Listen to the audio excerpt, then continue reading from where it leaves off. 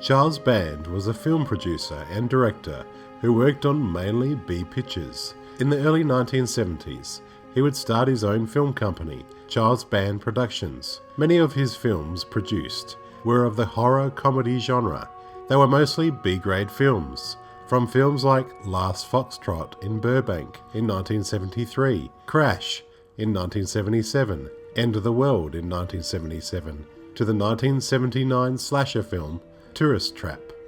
In the late 1970s, Band saw how popular films like Star Wars and revenge pictures like Death Wish were, and became inspired to make the film Laser Blast, a title which he thought would draw audiences. Band would describe Laser Blast as a fun sci-fi film with a revenge story. Band said most of the films he made, conceived and was involved with, would definitely start with the title, and usually a piece of artwork, then would work on the script and the story, and he would make the movie.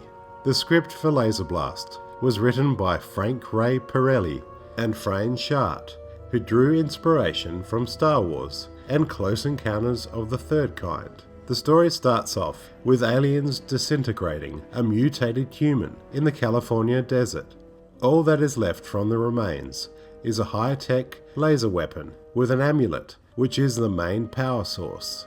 A teenage boy finds and uses the weapon and the amulet, which transforms him into a mutated, grotesque-looking killer who goes on a murderous rampage. Writers Pirelli and Shartt wanted the main character, Billy Duncan, to be a disenchanted middle-class teen from the suburbs, which would in some ways mirror James Dean's character from Rebel Without a Cause. Band's main thought for the story was, why can't some kid who has been pushed around and hasn't been treated well at school find some dangerous alien weapon and blow the crap out of everything and every person who ever tormented him? Billy at the beginning of the film has been ignored and abandoned by his mother, which demonstrates the many dangers that can be a result of having uncaring parents. There are many unanswered questions and inaccuracies in the script, like why did the aliens leave the laser weapon and the amulet in the first place? And why is he mutating into a monstrous green zombie-looking brute? Band explained that the more Billy uses the weapon, the more it sort of takes over his soul. Band wanted Laser Blast to be a mini Star Wars. There is even a point in the film when Star Wars is even referenced, when Billy fires his laser weapon at a billboard advertising Star Wars. For Laser Blast, Band hired first-time director Michael Ray, who was originally a stunt coordinator for B Films. He also would make a cameo in the film as a policeman.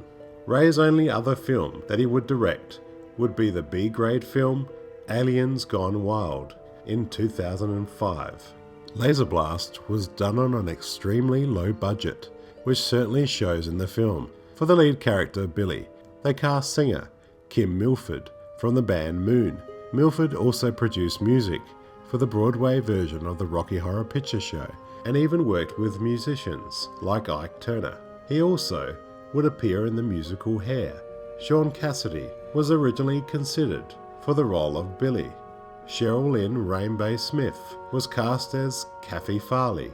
Smith was actually a musician who appeared in many exploitation and horror films throughout the 1970s and the 1980s.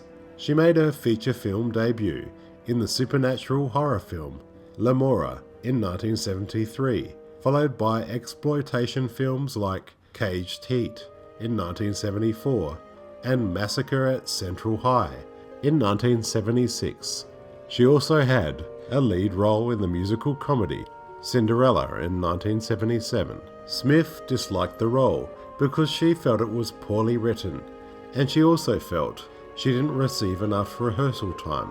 Critics would say of Cheryl Smith's performance, she could barely talk, let alone act in the film. Singer and musician Gianni Russo plays Tony Craig, a government investigator. Russo was best known for his role as Carlo Rizza in the 1972 film The Godfather and The Godfather Part 2. He would go on to act in more than 46 films. Also starring in the film was actor Roddy McDowall as Dr. Mellon. Interesting to note that McDowall's name is actually misspelt in the credits. Character actor Keenan Wynn also stars in the film. He provided the comic relief in the film and plays Kathy's crazed, paranoid and delusional grandfather who was a former military man. Wynn's scenes were shot in just one day. Eddie Deezen, who was often typecast as nerdy characters in films like Grease, I Wanna Hold Your Hand, 1941, and War Games, makes his feature film debut in Laser Blast. Deezen would remember very little about Laser Blast, but what he did remember was the film being a shoddy production. Screenwriter Frayne Sharp made a cameo appearance in the film as the sheriff's secretary. Filming of Laser Blast took just over 3 weekends and was made with almost no budget. The makeup effects, where we see the gradual degeneration of Billy, was handled by makeup effects expert Steve Neill. Neill would even make a cameo in the film as the mutated man in the opening scene of the film, who gets killed by the aliens. Neill had previously worked with producer Band on the science fiction film End of the World in 1977. Neill would also design and create the alien ray gun and amulet for the film. Neill would also introduce Band to David Allen, a film animator, whom Band would hire to create the stop-motion effects in Laser Blast. Before Laser Blast, stop-motion animator Allen was about to work on a film called The Primevals, which would require a significant amount of stop-motion animation, but he felt that he was not mature enough professionally to undertake a project of that size. He felt Laser Blast would be more manageable. Allen felt his animation sequences in Laser Blast were not properly integrated with the rest of the film. The alien spacecraft model in Laser Blast was designed and built by Greg Jein in only 2 weeks. Jein had recently completed his work on Close Encounters of the Third Kind when he was approached by David Allen. His work on Laser Blast would be the first time that he had designed a project himself. Animator Randall William Cook, who worked with Allen on the horror film The Crater Lake Monster in 1977, would provide uncredited animation work on Laser Blast. Sculptor John Berg, who built the alien creature puppets, which were based on Allen's design, was also uncredited for his work in the film. The alien creatures were seen in 39 cuts of the film over 5 scenes. Echo Film Services would handle the sound effects. The musical score was written in just 5 days by Joel Goldsmith and Richard Band. This was the first film score for both of the composers.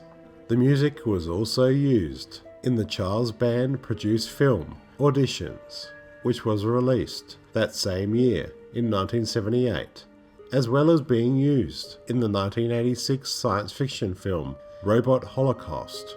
Joel Goldsmith, who was the son of legendary composer Jerry Goldsmith, thought his work on the film was one of his worst scores. Laser Blast was distributed by the Irwin Yablans Company and was released on March the 1st of 1978. Irwin Yablans would later produce the first 3 Halloween films. The company specialized mostly in distributing B-grade movies and low-budget horror films. Laser Blast was advertised along with the film End of the World, which was released the previous year and was still playing in theaters at the time. It seemed to be the perfect time to release a film like Laser Blast because audience interest in science fiction films was at its peak, mainly due to the release of Star Wars. Laser Blast was not met with high praise by critics, and the film was a major flop at the box office. One critic in Variety would say, if Steven Spielberg advanced the likelihood of intelligent extraterrestrial life in Close Encounters of the Third Kind, then Charles Band sets it back 20 years with his production of Laser Blast. The laser gun in the film was criticized and compared to a cereal box prize. it wasn't all bad, with critics citing Allen's stop-motion animation as the only real redeeming quality in Laser Blast. Producer Charles Band would later call the film hilarious and stated that it had its charm, like many films from its time. He also said that the film would have been made differently if it had been produced with a larger budget. Regardless of the film's significant failure, Charles Band Productions would announce a sequel, which would be titled Laser Blast 2. For years the film would be in development, with production work to begin in August of 1986, but the film was never seen and never fully realised. One critic wrote, "I am one of the few people in the world who saw the original, and believe me, it did not merit a follow-up."